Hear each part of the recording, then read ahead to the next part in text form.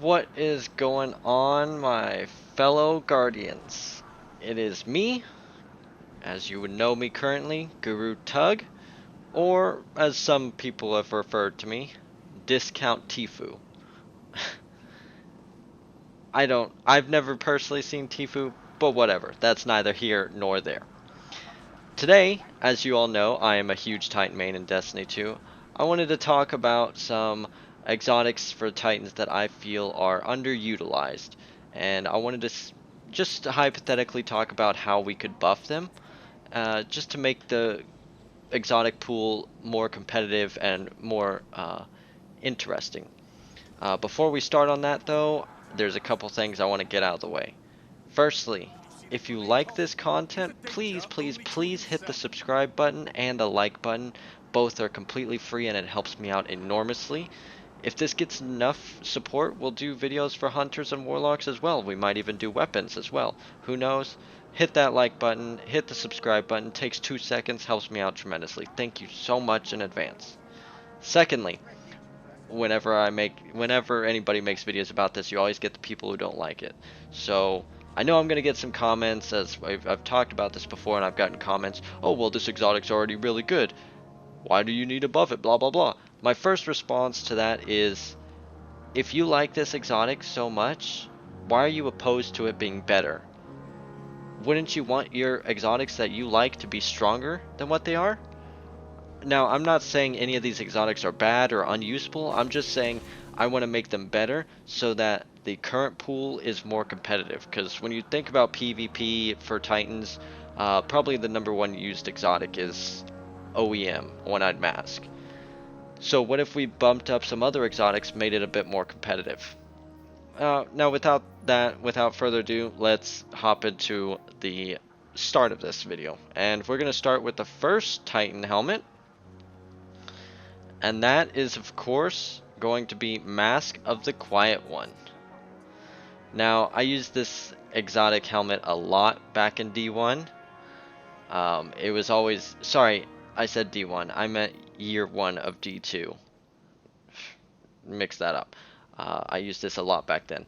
Anyways, it was always either me using this helmet or Insurmountable Skullfort. I was always a Striker Titan, so I used Insurmountable a bit more. But personally, I like the helmet. It's got a cool look to it, and it's got a good ability.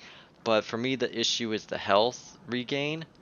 Um, I don't like the maximum health section. I would like that to be turned into a set amount of health, say like 40 HP, and you can get it at any point in time on your health bar.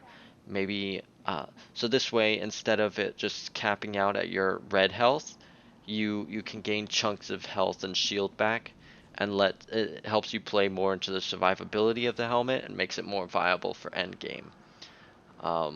If you feel like that's too big of a buff for it, then you could throw on like a short cooldown, just like what is up with the ability energy.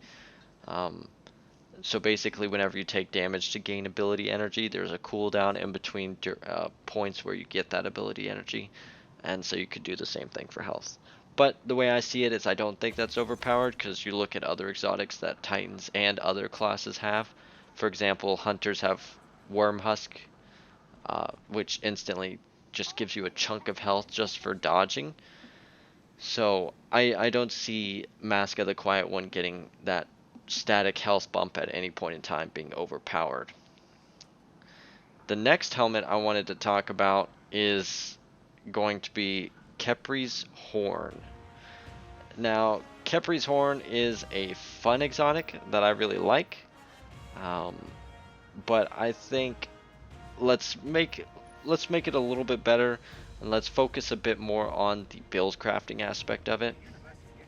So why are we keeping it as a solar only exotic? Why don't we expand it out, make it to where it's focusing on whatever subclass you're on? So for example, let's say you are on Arc, right? And you cast your barricade, and now instead of a solar flame, it's an arc flame. And same for Void, or if you're on Stasis or whatever. But what's more than that, what if when we um, what if the kills instead of it being solar kills recharge your barricade, it's whatever kills match your subclass. Those are what regenerate your barricade. And lastly, another buff that would be fun and awesome and unique is if you gave it unstoppable. So instead of giving it unstoppable rounds, which you could do, right? If you're behind your rally barricade, you could have unstoppables.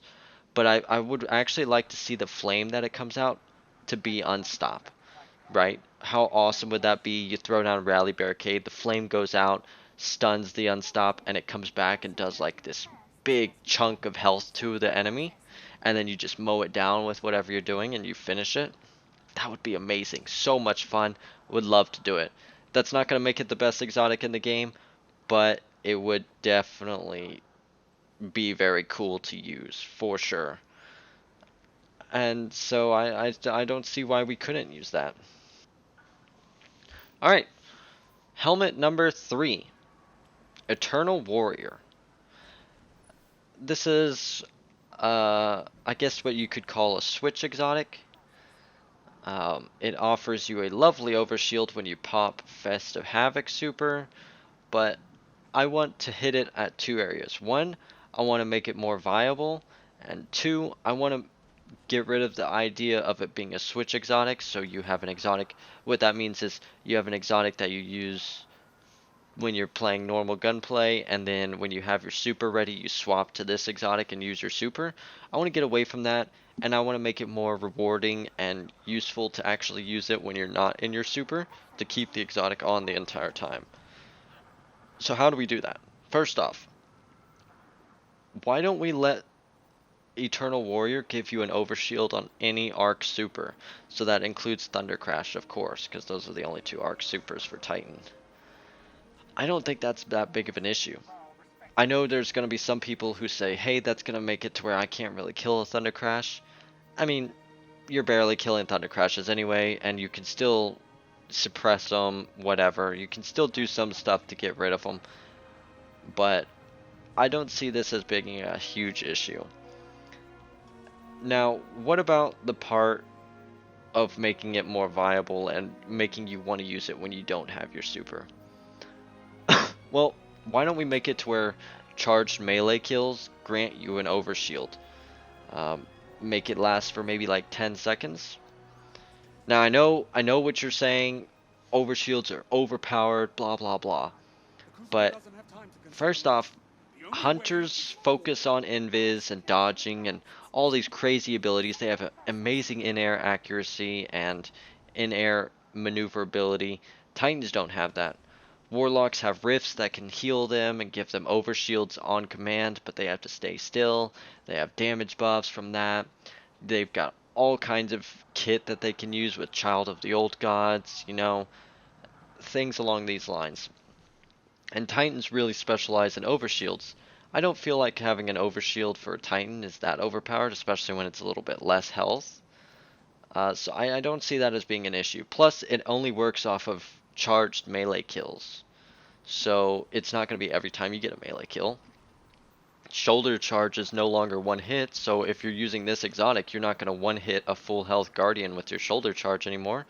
So there's that out the way. Um, I mean, I think that is totally fine. And if you do have an issue with it, then you can like make it to where it's like OEM, where it gains the overshield over time rather than just instantly popping up. If it's in PvE, I think while you have this overshield, you should also have some damage resist. Only in PvE, let me specify that. And the idea here is that you're just playing hard into the high risk, high reward melee ability. You get the melee kills, it does big damage, and really you just are building up that super really fast and playing in that close quarters combat. High risk, high reward. I love it. I think it's a great idea. Ship it. Now, next exotic. And I need you to listen to me before we say it, because I know as soon as I say what it is, you're going to be like, oh my gosh, get out of here, it's garbage. One Eye Mask. I want this to be buffed. Now hold on, hunters, before you just freaking, use your stompies and bounce your head off of my video description to get to my comments section and type your angry words. Listen, I'm not talking PvP, alright? I think it's fine in PvP. I want to buff it in PvE. Now, how are we going to buff it in PvE? Well, when One-Eyed Mask originally came out, there was a lot. It was a lot different, a lot more stronger than what it currently is. For example, when you got the kills on the highlighted target, you instantly healed, you instantly got an overshield, and you got a 15-second damage buff. I want to bring the damage buff back, but like I said multiple times, I only want it to be in PvE, right? Make that damage buff only for PvE. I understand Bungie doesn't want every weapon and exotic to be useful everywhere, but I think we can make it a little bit more viable in PvE. And I think that's a great way to do it. Now there's one more Titan helmet that I want to talk about, but we're not going to talk about it right now. We're going to skip it and come back to it later, because I'll be tying it in at the very end with another exotic. So we're now going to move on to arms. Now, for the most part, Titan arms I think are in a great place. I don't really have an issue with many of the Titan's arms, but there's a few tweaks that I'd like to propose. Firstly, I'd like to start with Icefall Mantles. I don't think this is a big change. I don't even know if this is possible to do. I think Icefall Mantles, as it is pretty cool. I feel like it's really leaning into the kind of Juggernaut feel of it. You pop your barricade, turn it into an overshield, and you're like a Juggernaut, right? And I think that's awesome. But I'd like to see you have a little bit flinch resistance when you're in this overshield state. You can't run, you can barely jump, and enemies can run away from you pretty easily. And so in those few times when you're in the confrontation, you should take less flinch. And this is just reinforcing the idea of you leaning heavily into playing the Juggernaut role, right? You're taking less flinch damage, and you are really just, you're like a tanky boy. That's what I'm thinking, and that's why I want there to be some flinch reduction on this exotic. Now, the only other arms I would suggest buffing is Aeons. And I know Aeons recently got completely reworked like a year ago, right? What was it, Season of the Chosen? And the rework was huge and amazing, right? But let's be honest for a second. How many people actually use the other two mods for Aeons? Probably nobody, right? Maybe a very niche group. 99% of you either use the exotic or you make the hunter on your fire team use the exotic for the finishers to generate heavy ammo. And while I think that's a great mod and a great benefit of using the exotic, I'd like there to be a little bit more from the other two mods. I unfortunately wasn't able to brainstorm what we would make those mods do, but I would like to see them offer a little bit more or something else that would make them more viable and make people want to use those, or make people want to lean into the idea of running like a full fire team of these Aeon gauntlets instead of, hey, only one person used that heavy ammo mod, right? So there's that. Now the last arms I want to talk about is no backup plans. This is a small buff. It's really PvE only, but I'd like to see no backup plans get unstoppable shotgun intrinsically built into them. It's a shotgun exotic, and I think it makes total sense. Just give it unstoppable shotgun. That would be amazing, right? You just go on a shotgun spree, you get your overshield, you stun unstops. Perfect. Works well. Ship it. Make it happen. Easy. Now let's move on to the chess pieces. Yes. The first chess piece we're going to talk about, Severance Enclosure. I like this exotic. I love doing finishers. I don't use this exotic though. And I don't use it because I feel like it's a waste. I feel like the explosion, uh, I want to benefit from the explosion, and I don't feel like I do. Right now, the only way I could benefit it is if I run the solar mods that creates a solar well. So I'd like to see a little bit more from that. And what I was thinking is taking the bombardiers from hunters. So when you dodge with hunters, you create a bomb that does an effect based off what subclass you are. Stasis slows, solar burns, void suppresses, arc blinds. I want to take that idea, all those different debuffs, and I want to apply it to the explosion that comes from your finishers on the Titan. I think that's totally fair, totally works. If you even want to change it up, since originally Titans were the only class that could do volatile, make the Void one do volatile. Make, you could do something totally different. Maybe the Solar empowers your allies or grants Sun Warrior. Maybe Arc like chains lightning to nearby enemies. Maybe Stasis creates like a shatter effect or creates small crystals nearby. Something totally different, and that would be very cool. Plenty you could do there, and I would love to see a little bit more on that. Next up, let's move on to armamentariums. Um, Very basic exotic. It grants you an additional grenade charge, and I think that is very strong. Um, but I want to see more. I want to lean harder into the Grenadier fantasy that these exotics can grant. That this exotic can grant. So first off, I want to talk about how currently there's no Arc 3.0. So you have Top Tree Arc Titan, and it gives you a second grenade, and that does not stack with Armamentarium, and I feel like that's a huge waste of potential right there. So I'd love to see that be changed. If we get that extra grenade perk as a fragment in Arc 3.0, I'd like that to stack with Armamentarium so you can carry 3 grenades. Next, I want Armamentarium to grant Overload nades.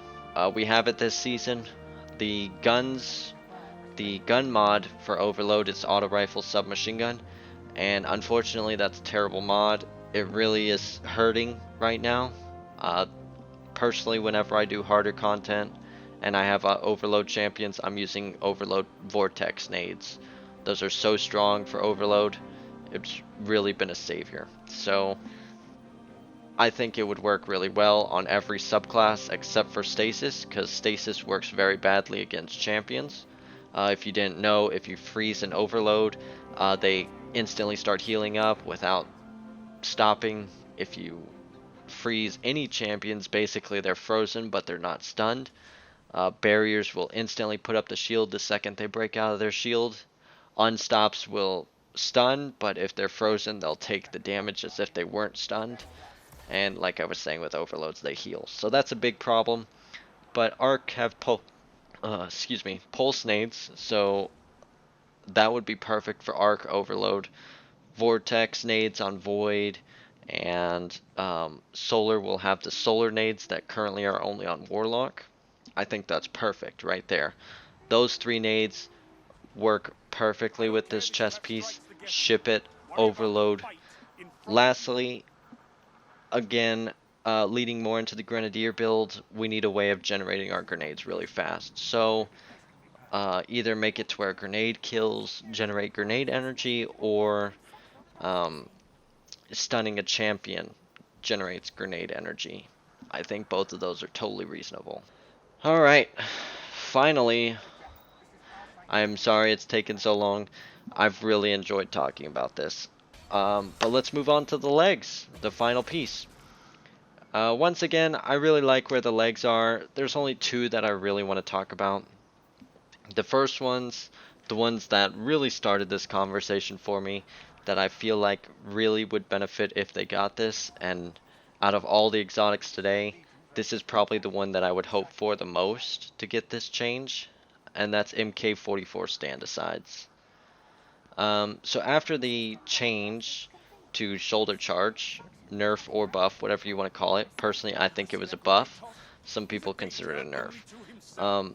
You probably don't see MKs being used at all right now. Really, if anybody's using anything to do with shoulder charge, it's Peregrine Greaves to continue getting that one-hit kill. Myself included, I've been using Peregrines like crazy lately, practicing with it, especially with the in-air accuracy buff that it's going to be granting. So that's why I've been practicing with it too.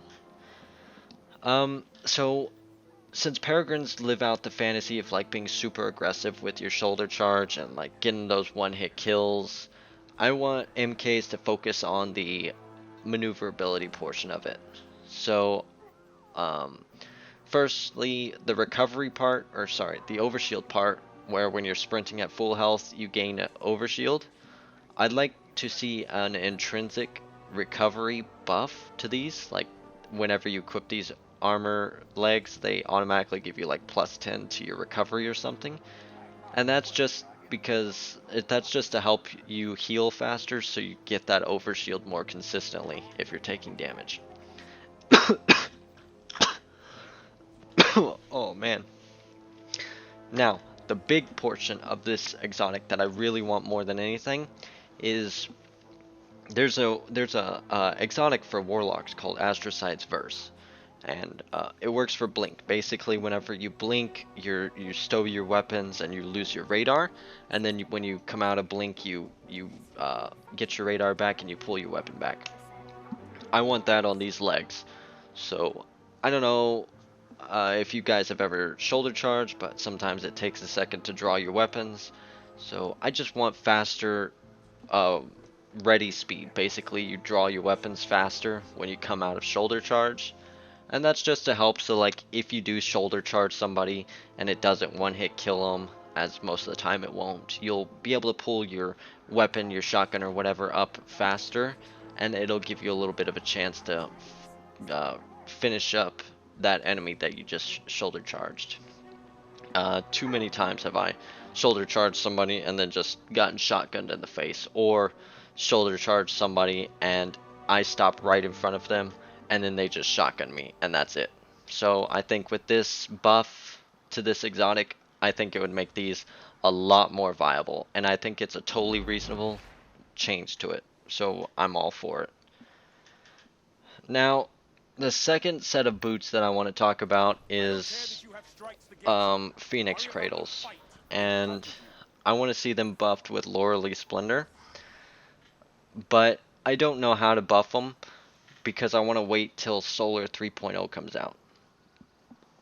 Lately, when they talked about the Sunspots nerf, personally what I think they're about to do to Sunspots is Sunspots are going to lose their damage buff. I think that's what it's going to happen. And instead, Sunspots are just going to grant Empowering, which is a 20% damage buff. So instead of, basically Sunspots grant Sun Warrior.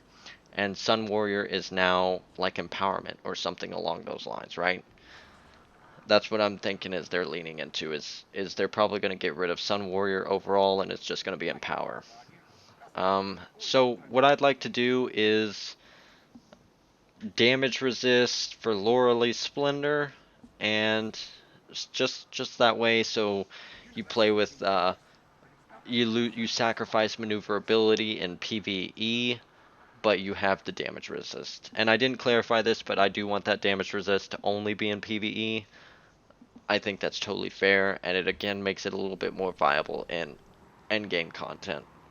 And Phoenix Cradles, I don't know. It really depends on what they do with Sunspots. If they make them easier to use or whatever, that's where I'm thinking on that one. Now, conclusion. Thank you guys so much for watching. Do I expect these changes to happen? Look at me. At the time of publishing this, I don't even have 50 subscribers. I do not think for a second that they are gonna, one, care about my video, or two, take into consideration what I'm suggesting. So I'd say there's less than a 1% chance that these changes happen. But I would love to see them implemented. And even if they were implemented, do I think that these are gonna suddenly skyrocket to S tier exotics with all these changes if they were exactly like I said? Absolutely not. I think MK44 stand-asides, armamentariums, and um, maybe um, Mask of the Quiet One would get some big buffs. But outside of like those three exotics, I think it would just be one of those making the pool a little bit more competitive, making your choice of what exotic to use a little bit harder. I think that's it, and that's what I was going for. So if you did like the video, drop a like. Let me know down below what you think about the Aeon's buff and what you would do to change them. And let me know if you have any other exotics that you would personally like to see changed. Thank you so much for hanging out, and I hope you have a wonderful day. Bye!